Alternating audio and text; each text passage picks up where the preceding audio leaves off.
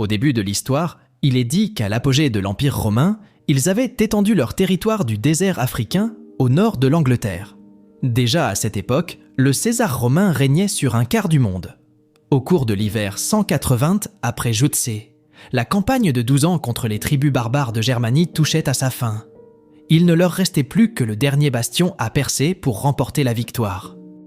Dans la scène d'ouverture, une guerre se déroule. On voit le général Maximus préparer ses troupes pour leur bataille finale en Germanie.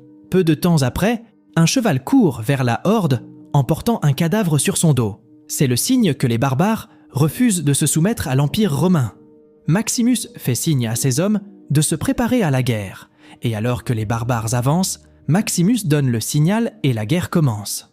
La guerre intense entre les Romains et les barbares s'intensifie jusqu'à ce que finalement les troupes romaines sortent victorieuses. Menés par Maximus, ils reviennent du champ de bataille. Le fils de l'empereur, Marc Aurèle Commode, ainsi que sa sœur, la princesse Lucile, sont convoqués par leur père dans un autre endroit du champ de bataille. Maximus demande à César la permission de retourner dans sa ville natale, puisque sa tâche y est terminée. Commode arrive et embrasse son père. Commode mentionne avoir préparé sans callosité pour son père pour célébrer la victoire. Mais Marc Aurèle insiste sur le fait que Maximus mérite cette distinction. En entendant cela, Commode serre Maximus dans ses bras et prend sa place. Plus tard dans la nuit, Maximus rend visite à ses troupes blessées, se sentant à la fois triste et inquiet pour eux. Maximus assiste alors à une célébration où Commode s'approche de lui proposant d'être son général. Cependant, Maximus refuse, exprimant son seul désir de retourner dans sa ville natale et de retrouver sa femme et son fils. Le lendemain matin, Maximus rend visite à César dans sa caserne pour demander l'autorisation de partir. Au lieu de cela, César propose que Maximus devienne son successeur et dirige l'Empire romain après lui. Marc Aurèle souhaite que Maxime soit César et élimine la corruption à Rome, mais Maxime refuse, se considérant uniquement comme un général. Il suggère Commode pour le rôle, mais César rejette l'idée. Suite à la conversation, Maximus prie pour être guidé, accompagné de son fidèle homme Cicéron. Dans la caserne de César, Commode affronte son père, qui révèle son intention de nommer Maximus comme nouveau César. Commode, déçu et en colère, se demande pourquoi son père a choisi quelqu'un d'autre plutôt que son propre fils comme successeur. Le César est assassiné par Commode, laissant Maximus perplexe. Dans ces quartiers, Maximus demande à Cicéron de réveiller les sénateurs Gaius et Falco, soupçonnant un acte criminel. Peu de temps après, le général romain Quintus arrive dans sa chambre. Maximus l'informe de la mort anormale de César. Quintus, cependant, ordonne de manière inattendue à ses hommes d'arrêter Maximus, agissant sur les soupçons de Commode selon lesquels Maximus est responsable du meurtre de César. Le lendemain, Maximus est emmené dans une forêt pour être exécuté. Dans les dernières secondes, il parvient à combattre les bourreaux et à s'enfuir. Il se précipite chez lui pour retrouver sa famille, pour découvrir que tout a été incendié. Maximus voit sa famille pendue et brûlée par les troupes romaines et les enterre. Accablé par ses blessures et ses expériences, il s'évanouit. Il rêve de sa famille et, en reprenant conscience, est choqué de se retrouver dans une calèche avec des inconnus en direction d'une ville de banlieue appelée Zoukabar. Il s'est avéré que Maximus avait été kidnappé par un groupe d'esclavagistes. À cette époque, un homme nommé Proximo cherchait un esclave et s'intéressa à Maximus. Il l'a ensuite acheté et emmené quelque part. Il se trouve que Proximo rassemblait des esclaves pour un gladiateur. Tout le monde a subi des tests pour déterminer s'ils étaient dignes de l'arène des gladiateurs. Quand ce fut le tour de Maximus, il ne résista pas. Il s'est laissé battre par son adversaire au camp. Maximus a enlevé le tatouage sur son bras, indiquant qu'il était un général de guerre romain parce qu'il en avait fini avec cela. Maximus a parlé avec un camarade esclave nommé Juba. Juba se demandait pourquoi Maximus ne ripostait pas lorsqu'il était attaqué. Maximus resta silencieux et ne dit rien. Peu de temps après, la personne qui avait battu Maximus est apparue. Il s'appelait Hagen. Il était aussi un esclave. Hagen a expliqué que s'il voulait se libérer de cet endroit, il devait gagner chaque bataille et être les plus forts. Ensuite, ces esclaves étaient amenés dans l'arène de combat. Proximo a été mis au défi par ses partenaires commerciaux de parier sur la mort de ces deux nouveaux hommes, à savoir Maximus et Juba. Entendant l'offre alléchante, Proximo a accepté le défi. À l'intérieur de l'arène, les adversaires étaient prêts avec leurs armures et leurs armes. Chaque gladiateur était enchaîné par paire. Maximus et Juba étaient enchaînés ensemble. Ils sont ensuite entrés dans l'arène. On pouvait voir que presque tous les gladiateurs rencontraient des difficultés à cause des chaînes. Heureusement, Juba était assez fort et, avec Maximus, ils pouvaient tous deux mener la bataille et vaincre tous leurs adversaires. Ailleurs, à Rome, Commode fut finalement couronné nouvel empereur. La population a exprimé sa désapprobation à son égard et à l'égard de son leadership. Lorsque Commode arriva au palais, il fut accueilli par les sénateurs. Ils continuèrent à discuter des affaires du royaume. Commode, mécontent de la manière dont les sénateurs contrôlaient ses décisions, quitta finalement les lieux. La princesse Lucilla, qui l'accompagnait, a dû répondre aux plaintes des sénateurs concernant son comportement. Mais Commode s'en fichait et déclara qu'il rendrait le peuple de Rome heureux. Il planifia alors un combat de gladiateurs pour divertir son peuple. Ailleurs, un mini-événement de gladiateurs a eu lieu avant le match. Proximo voulait que Maximus divertisse le public et ne se contente pas de tuer les adversaires. Maximus entra ensuite dans l'arène et fut acclamé par ses amis. Maximus a commencé à frapper ses adversaires un par un dans l'arène jusqu'à ce qu'il remporte la bataille. Après le combat, Maximus entra dans la chambre de Proximo. Proximo a loué les actions de Maximus et a appris que le jeune empereur Commode avait mené une bataille pour commémorer la mort de son père, César Marc Aurèle. Proximo voulait que Maximus participe au Colisée, et s'il gagnait, il pourrait rencontrer l'empereur en personne et se voir promettre sa liberté.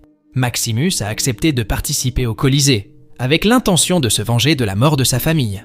Bref, les gladiateurs se dirigent vers Rome. À leur arrivée, ils ont été emmenés à la caserne des gladiateurs. Quelques instants plus tard, la princesse Lucilla se rendit dans un lieu où se réunissait le Sénat. Elle a consulté le Sénat à propos de Commode. Le Sénat lui a dit que Commode était allé trop loin dans ses fantasmes et avait fait preuve d'un mauvais leadership. Son effort total pour l'événement des gladiateurs pour commémorer la mort de son père a été mal accueilli par le Sénat. La princesse Lucille informa alors le Sénat que Commode avait vendu toutes les fournitures à Rome pour financer le tournoi de gladiateurs, provoquant la famine pour les citoyens. Il envisageait même de dissoudre le Sénat une fois l'événement terminé. La princesse Lucilla a exhorté le Sénat à arrêter immédiatement le plan de Commode, suggérant même de l'éliminer si nécessaire. Le Sénat avertit la princesse Lucille de ne pas agir avec précipitation, car grâce à l'événement qu'il organisait, Commode avait gagné la sympathie du peuple. Le Sénat décide d'attendre que les ennemis de Commode se manifestent, ou que le peuple se retourne contre lui avant d'agir. Quelques instants plus tard, à l'intérieur du Colisée, un garçon observa les gladiateurs. Il s'est ensuite approché de Maximus et a engagé une brève conversation. Le garçon a prié pour la victoire de Maximus et Maximus a demandé le nom du garçon. Il répondit qu'il était Lucius. Après avoir appris le nom de ce garçon, Maximus fut surpris, car il savait que Lucius était le fils de la princesse Lucilla. Les courageux gladiateurs sont ensuite entrés dans l'arène de combat où de nombreuses personnes étaient prêtes à les voir se battre pour leur vie. Peu de temps après, les trompettes retentirent annonçant l'arrivée de l'empereur. Après cela, l'organisateur du match a présenté ses salutations et a présenté le barbare comme l'adversaire des gladiateurs. La porte de l'arène s'ouvrit et les barbares entrèrent. La bataille commença. Les archers barbares commencèrent à tirer des flèches sur les gladiateurs. Avec Maximus comme chef, les gladiateurs réussirent à faire tomber les cavaliers barbares. Ils prirent possession de la voiture, tandis que Maximus s'emparait d'un des chevaux et expédiait les barbares restants. Les gladiateurs en sont sortis vainqueurs. Une fois la bataille terminée, Maximus prit une lance, avec l'intention de la lancer sur Commode. Malheureusement, Commode avait déjà quitté sa place et se dirigeait vers l'arène pour rencontrer lui-même les gladiateurs. Maximus a été vu regardant vers le bas, tâtonnant le sable à la recherche d'objets pointus. Cependant, il ne pouvait pas attaquer Commode parce que Lucius se tenait devant lui, ce qui rendait difficile la frappe de Maximus. Commode a demandé le vrai nom de Maximus, mais il ne l'a pas révélé et a tourné le dos à Commode. Soudain, Commode ôta son casque et révéla son vrai nom, Commode, le général des Romains. Commode le regarda avec terreur parce qu'il avait précédemment ordonné à ses hommes de tuer Maximus.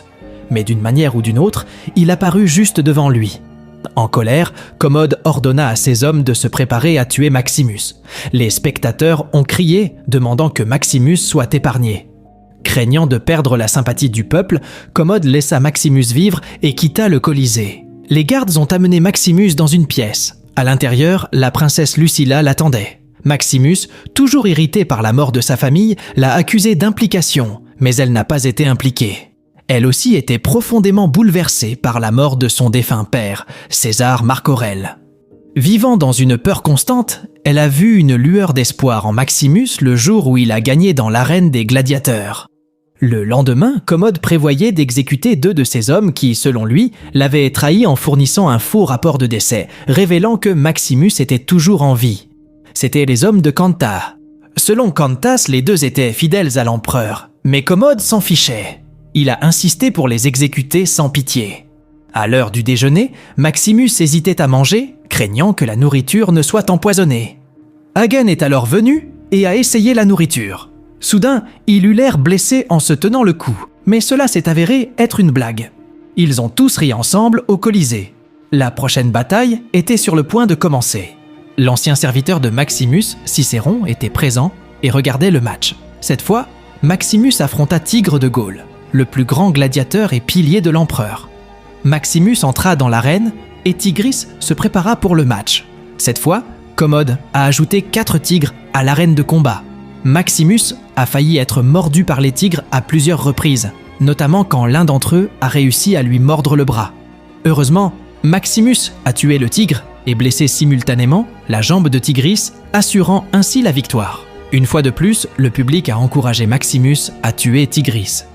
Maximus ouvrit le masque de tigre et attendit un signal de Commode. De façon inattendue, Maximus a laissé tomber sa hache et s'est abstenu de tuer Tigris. Commode entra dans l'arène et s'approcha de Maximus. Tentant d'inciter à la colère, Commode a affirmé qu'avant que la famille de Maximus ne soit tuée, il avait ordonné aux troupes de les torturer continuellement. Maximus essaya de rester calme et ignora Commode, sachant que son intention était de le provoquer avec des mensonges.